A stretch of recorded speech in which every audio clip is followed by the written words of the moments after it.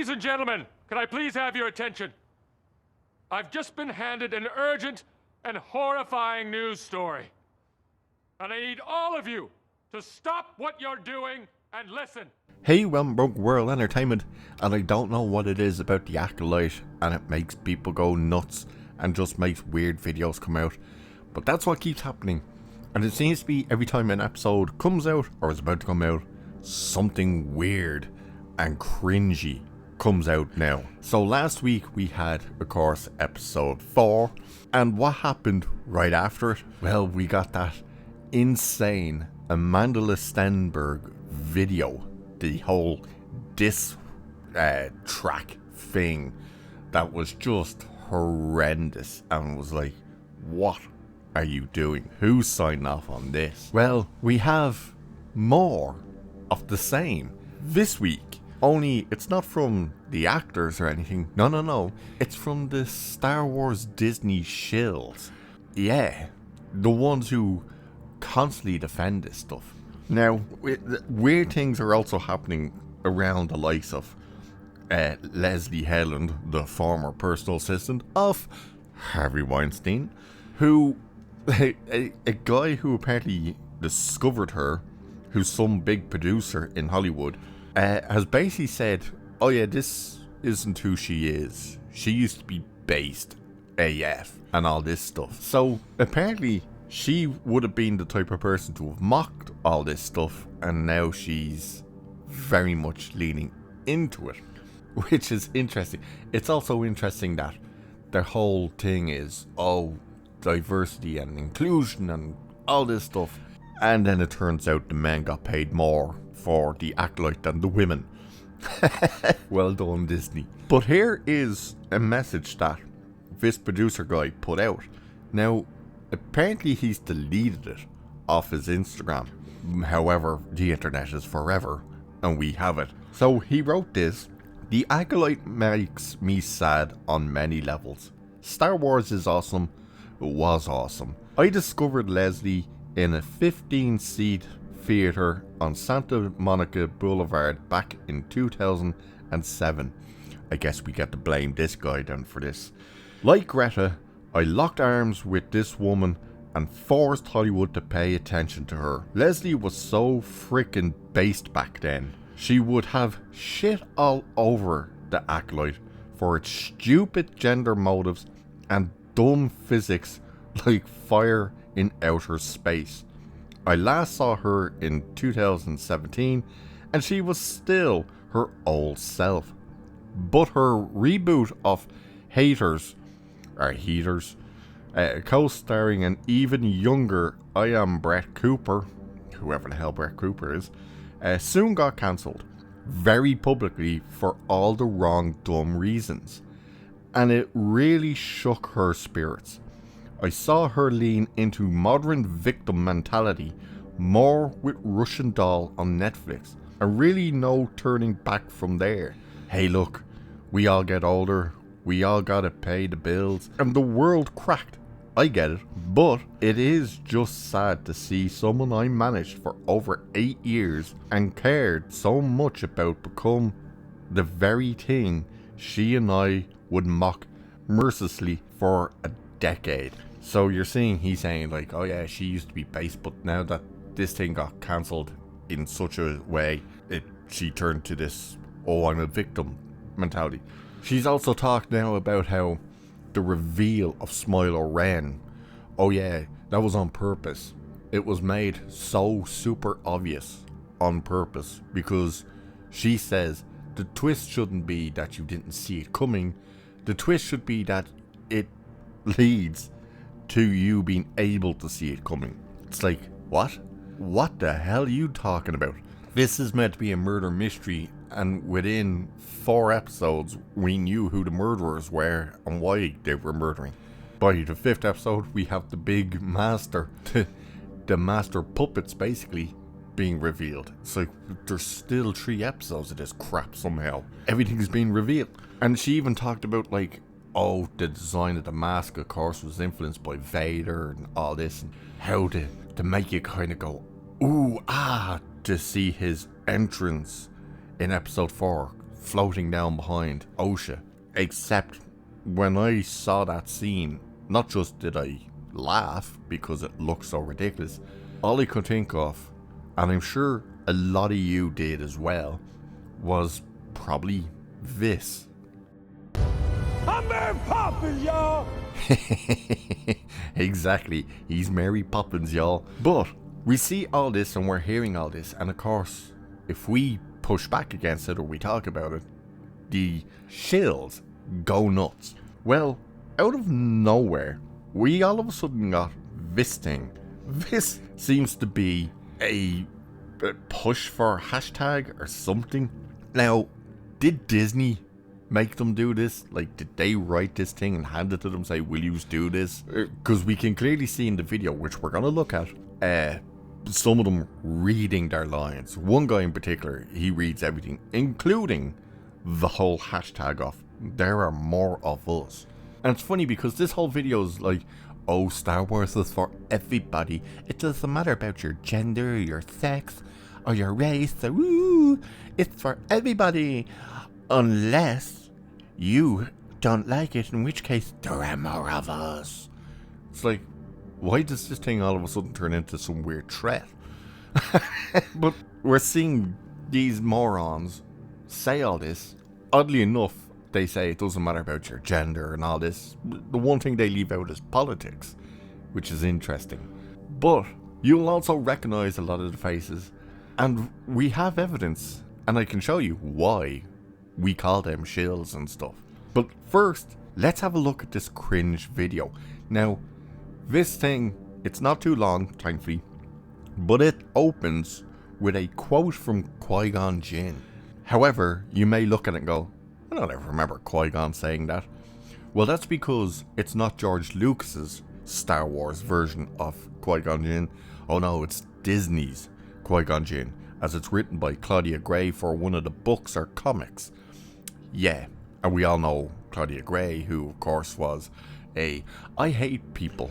But here is this horrible cringe video that the shills put out that turns into a vague threat. Have a look at this.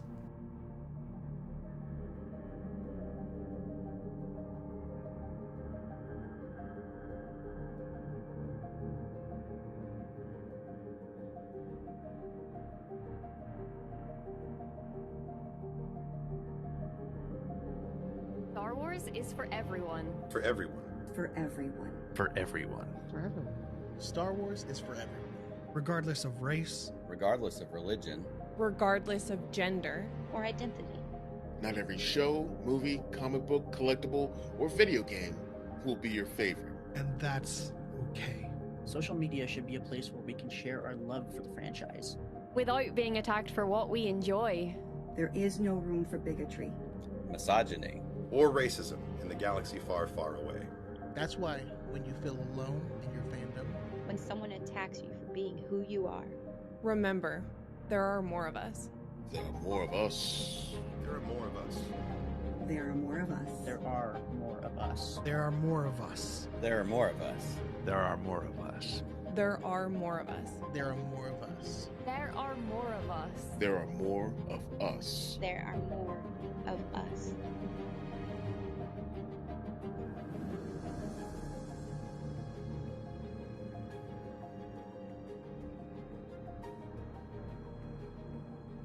Okay, so you're seeing there's more of us and all this crap. And it opens with this girl who, look at her. And she meant to be all, look, I'm so innocent and sweet and stuff.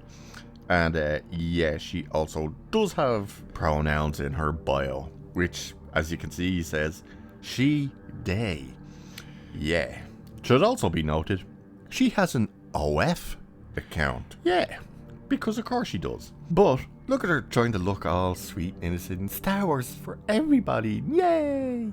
Except when she got a little bit of pushback by Mauler from EFAB, of course.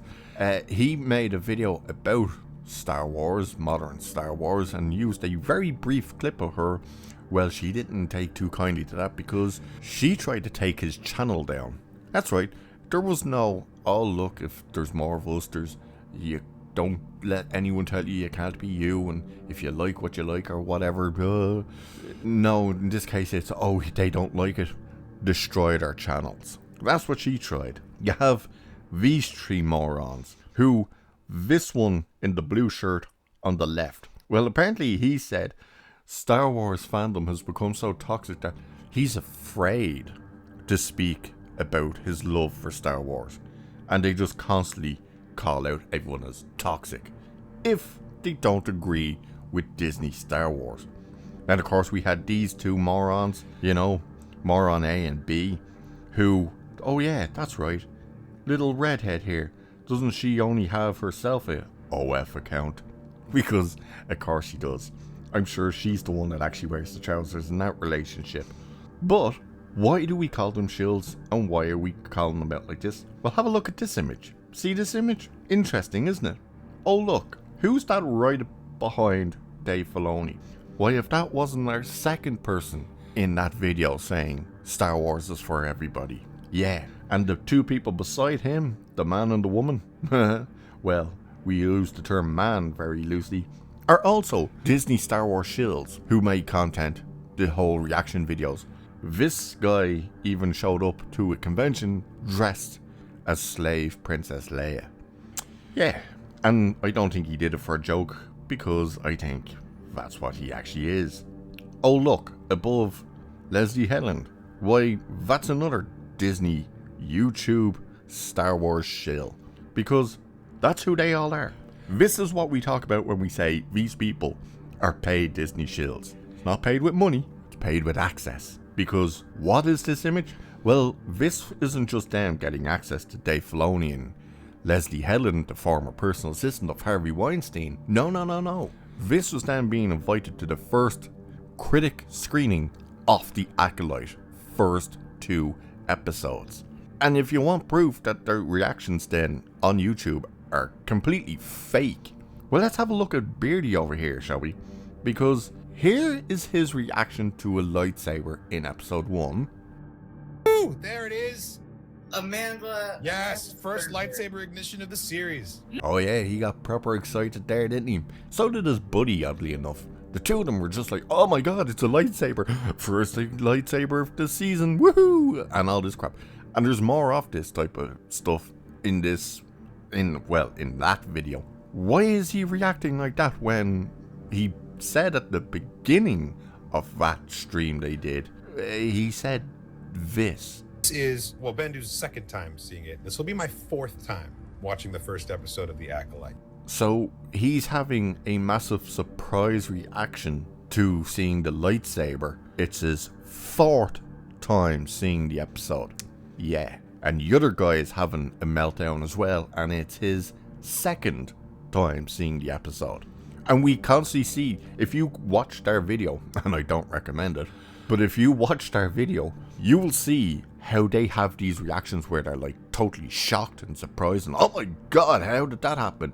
And it's like, you literally said this is your 4th time seeing this episode. Why are you shocked? Oh, is it possibly because you're a Disney shill and you're trying to make reaction content? It's ridiculous. But then, that video of there's more of us, there's only about 11 people in that entire video. And what do they mean, there's more of us? What is this weird threat that they seem to be pushing? What they mean to say is, there's more of us. Star Wars is for everybody, providing you fall in line with our way of thinking. That's what they mean. There's a problem though, because they want to say there's more of us, with this pushback to the toxic fandom. Well, unfortunately, you're looking at a big group of people who don't just push back against Disney Star Wars, but give their absolute hand-to-heart, God's honest, truthful opinion on whether they enjoy this stuff or dislike this stuff. We can simply say we hate this, but there was elements of it we enjoyed. We don't have to react shocked and horrid to try and get clicks or to try and get access. No. We don't play those games. Yous all think we do. We don't. Again, if we like something, we'll say we like it. If we don't, we will say we don't. You want to sit there and say there's more of us? Problem is, and I do mean, the problem is, there's a shit ton more of us. So, I don't know whether it's meant to be a threat or something to people to say, well, there's more of us, so watch out. Well, all I'll say is, and I'll leave it for this one, don't play the fuck around game because you don't want to find out. Trust me. But with that, I shall leave it there for this one. So cheers, and I will catch you in the next one.